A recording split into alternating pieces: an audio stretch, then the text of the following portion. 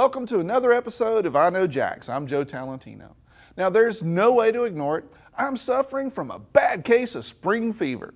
Somebody let me out. I need some sunshine and fresh air. Room spring is what I need, or a good old walkabout.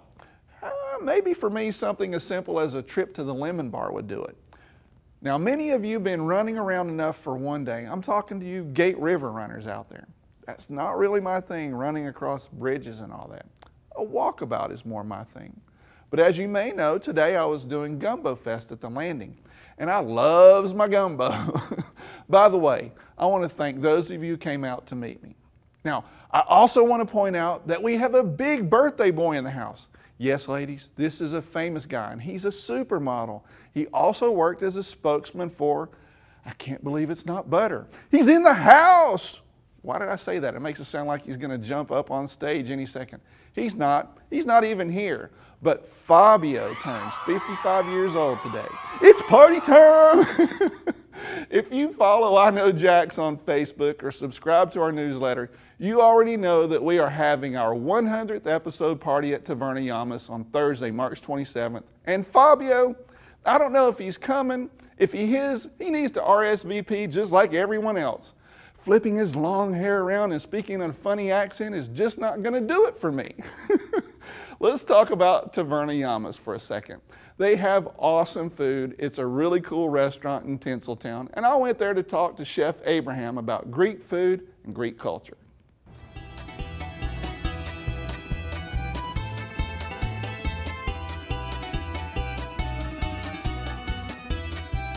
Today I'm at Taverna Yamas, and I've got Abraham Gungor, the chef here, and he's going to teach us how to do authentic Greek food.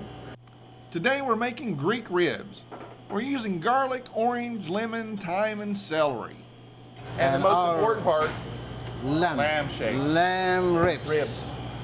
It's a little different than the regular ribs. Right. It's a smaller. The lamb goes on the grill to render some of the fat off. Gotcha. Exactly. And plus a little of that grill flavor too, right? Exactly. It's got a little bit of charcoal flavors. Nice, nice. Now, I asked him, what does yamas mean? We call yamas means to your health. Oh, okay. Or cheers. I did, okay, yamas. Yamas. Yamas, gotcha. I'm gonna have to do a lot of that. I learned most of them from my grandmother. Grandmothers are the best to learn from when it comes to food, right? They're the best. Yeah. It takes about 5 to 7 minutes to cook. And lamb is a thing that not a lot of people know about here. And I love the taste of lamb, but it's kind of hard to find lamb done right, you know? Exactly. The lamb is usually very famous in Mediterranean. Yeah. The restaurant uses all fresh ingredients, nothing frozen, and it's all traditional Greek food. You make your own yogurt? We make our own yogurt and our own cheese. Real Greek yogurt right here at Yamas. Yep. That's awesome. Show you how they made the yogurt. Now it's very famous. Woo. Those are flavors, yeah. The grilled flavors. That's great. You know, this looks almost like work.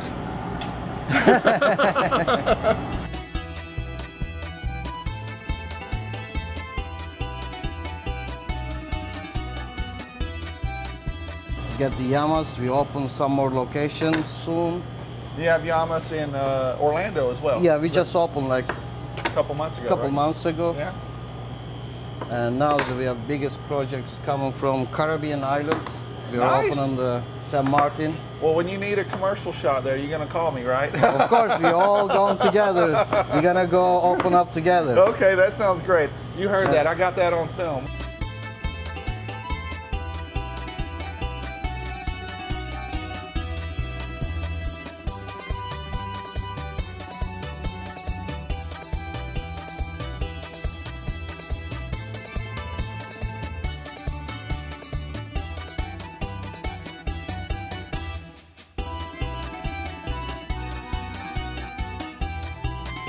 The lamb is going into the oven for about 3 hours before it's nice and tender. Abraham was nice enough to bring out just a few light snacks for me. Up here we've got dolmar, which is a grape leaf with rice and spices inside. This is a kebab, which is great with the lemon potatoes and rice pilaf. Over here we've got the chicken with capers and sauce, which is a very great dish if you like chicken, really light, really crisp. We got here a traditional Greek salad, and of course, feta cheese on top, light drizzle of olive oil, which is great. We got spanakopita, which is a phyllo dough with lots of spinach in it as well. This is a side that's really traditional.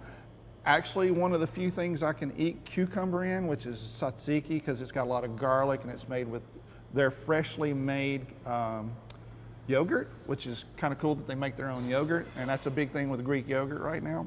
And this was the plate that we made in the kitchen. These are the ribs, and they are super tender and super tasty, so that's great. And then, of course, you know how I like my drink. So we have some great Greek wines here, both white and red. Mythos beer, which is a Greek beer. And you can't really do Greek food without doing ouzo, which is a liqueur that has a sort of a black licorice taste to it. I haven't quite learned how to drink that yet, but the other is all good for me. And like I said, and even you know how I am about cucumbers, I can actually eat that.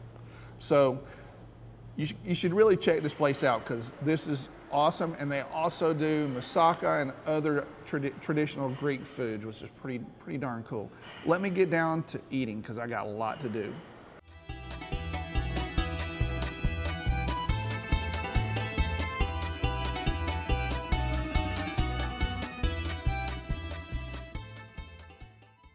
I can't wait for our party. You need to RSVP. Now, there's no charge for tickets or anything. We're just trying to get a head count so we can accommodate all you great fans.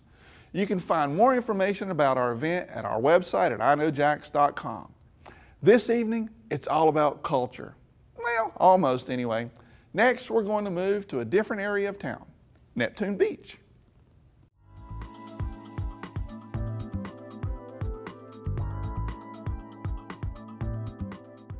Most of you know about First Wednesday Art Walk downtown. We've done a couple of reports from the Downtown Art Walk in the past, and you can find them on our YouTube channel if you're interested. Just search for Art Walk. But did you know that there is also an Art Walk in Neptune Beach? I met with one of the organizers to find out more.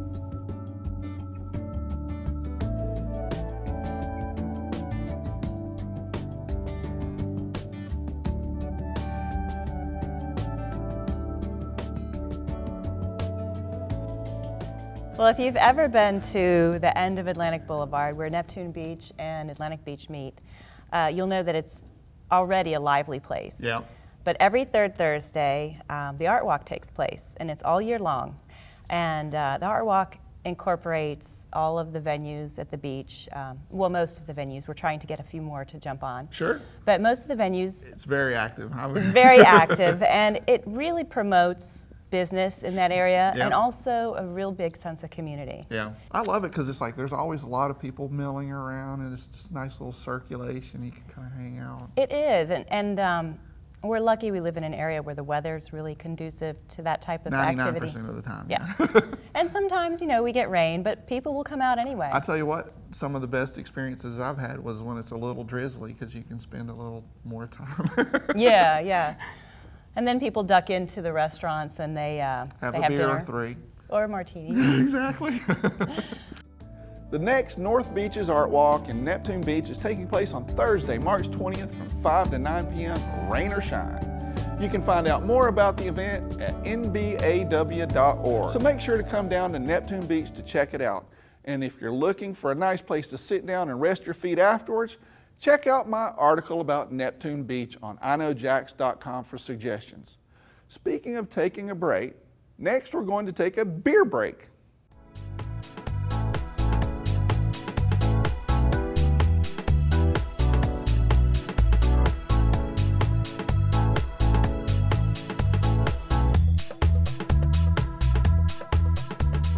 Today I'm at Intuition Ale Works with my buddy Mark Wisdom, the beer guy. I'm the beer guy. He's the beer guy. That's me. And today we're going to do what they call a flight of beer. A flight, right? Yes, a flight. And we have four of their great beers here. And we're going to start out with. You always do light to dark, right? We always do light to dark. We're going to start out with I don't know. You're the one that set You this tell up. me. What are we starting out with? Light. I told you, man. I said light the dark. We're That's starting out with Silvertown. Silvertown. All right, gotcha. Silvertown is well, first of all, it's named after this area of town where Okay. Intuition's brewery is located. Okay. It was called Silvertown, this area, back in the early 1900s. And this is a Kentucky common beer. Okay. It has a What does that mean? sourness to it. Okay. It's a style of beer. It doesn't like being called common. It feels it's much more important than that. Well, I like it, so it's great. But it's got a little bit of sourness and tartness to it that I personally really enjoy. Beer so break? give it a taste. Oh, that's weird. I say weird because I haven't had that Weird in before. a good way? Yeah, or- it's like, yeah. Yeah. It's got a little tartness on it. At the end, you get the tartness that's sitting on your tongue, the sour tartness of it. Yeah. It's a good thing. All right. What's next? Moving on from tart to sweet. Okay. The next one we have is Honey Badger. My all-time favorite craft beer ever. Ever? You know why? Ever. Because Honey Badger don't. Right. Yeah. Honey Badger don't care. Exactly. All right. Honey Badger is a Saison style. I'm going to let him talk while I drink. Yeah. 'cause Honey Badger is a Saison style beer that's got a sweetness to it. And Evan. I know, stop it, all right? I'm just saying. This is a family show.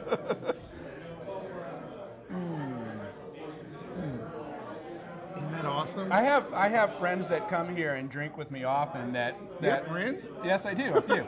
That when they were out of Honey Badger, they absolutely would go and try Have and to kill leave. somebody. Yeah, have to leave, yeah. I mean, it was awesome. Next beer up. Put that Can I- down. do I have to No, put- yes, put it down. Put it down. These are dark. I'm not so sure. Put it down. You sure? Yes. All right, let's try it. Shotgun Shack. Shotgun Shack? Shotgun Shack. All right. Shotgun It's Shack an is architectural style. Wait, no, what are we No, talking no, no, about? no. It is an architectural style that's very common in this Exactly. area. But it is also a black IPA. Okay. So What's it's gonna a black be IPA? It's an IPA, but it's high hop. It's got the dark coffee flavors that you get from a darker beer. So you're going to have the hoppiness, and you're also going to have the dark and chewy chocolate flavors. Chewy? Chocolate, coffee. We're going to try chewy beer now. Chewy. He's the beer guy, and he says stuff like that. Oh, definitely got the coffee notes. Very, very much coffee Yeah. in there. Yeah. And I can drink that. It's not bad. It's not over the top. It's very smooth. It's very easygoing. And I don't like dark beers. I'm lying because I obviously Hang like with dark me. beers. Hang Yeah, with exactly. me. So what's the last one? I shall teach you. Obi-Wan. Grasshopper. Yoda. Tell me Last what- one is King Street Stout. This Okay. is their flagship stout. Okay. This is, in my opinion, one of the best stouts on the East Coast. It Cool. is very, very good. It's very thick, it's rich, chocolatey, coffee, lots of awesome flavor in it. Oh yeah, a lot more chocolate note to that than coffee. Yeah. We're gonna say, if you want to see more about local craft beers, go to iknowjacks.com and you can find them there. Today, Intuition Ale Works had a great street party, the Kegs and Eggs River Run after party. I wish I could have been there too, but I was too busy eating gumbo, and it was delicious. Spring is the time of year when there's going to be lots going on in Jacksonville, and it's hard to choose what to do. It's a good thing we have Carla Michelle keeping up. Hey, what's up? It's me, Carla Michelle, with your I Know Jack's calendar of fun things to do. Coming up, we've got events with history, culture, and nature, so I'm gonna push you out into our city to explore this week. Before we get into my favorites, let's check in with Joe. His top pick involves some pretty legendary music, and I'm sure he's excited to tell you about it. My pick this week is the Moody Blues concert coming to the St. Augustine Amphitheater. The Moody Blues is a classic band that's been around for as long as I can remember. They have released 24 albums in a career spanning nearly 5 decades, and they've sold more than 70 million albums, and they've won all kinds of awards. They've even appeared in The Simpsons. That's when you know you've made it. In the good old days, it used to be the Muppets, now it's The Simpsons. The Moody Blues at the St. Augustine Amphitheater on March 22nd. Thanks, Joe. All right, for this week's calendar, I told you I have some history and culture. And with this event, you get both as you go back 450 years through the journey of the African American experience. Our very own St. Augustine was actually where the first free black settlement was established. This state-of-the-art exhibition is housed at the Visitor Information Center in St. Augustine. I've heard from people who've been and they say it's amazing. And it's up now through July 15th from 9 a.m. to 5 p.m. daily at the Visitor Information Center in St. Augustine. I know you guys love seafood, so check out the St. Augustine Lion Seafood Festival. Go down Friday night on March 21st. That's the jazz night with Linda Cole, the niece of Nat King Cole. Also experience the sounds of Evans Trio and the Dorsey Quartet. Saturday night, the live tunes will be country and bluegrass. That's the St. Augustine Lion Seafood Festival, Friday, March 21st through Sunday, March 23rd at Francis Field in downtown St. Augustine. Don't be a stranger. We're on Facebook and Twitter posting all week at I Know Jax. And for behind-the-scenes photos, follow me on Instagram at Carla Michelle. That's all for tonight. Peace, love, and blessings for your week. Thanks for hanging out with me tonight. Don't forget to RSVP to the party. I'm looking forward to meeting all of you guys in person at Taverna Yamas on March 27th. I'll be there from about 5 p.m. until pretty late, I guess. For more ideas about fun things to do, visit our website at iknowjax.com, and that's also where you can RSVP to the party. I'll be back with a new episode next weekend, and until then, I'll see you on the internet.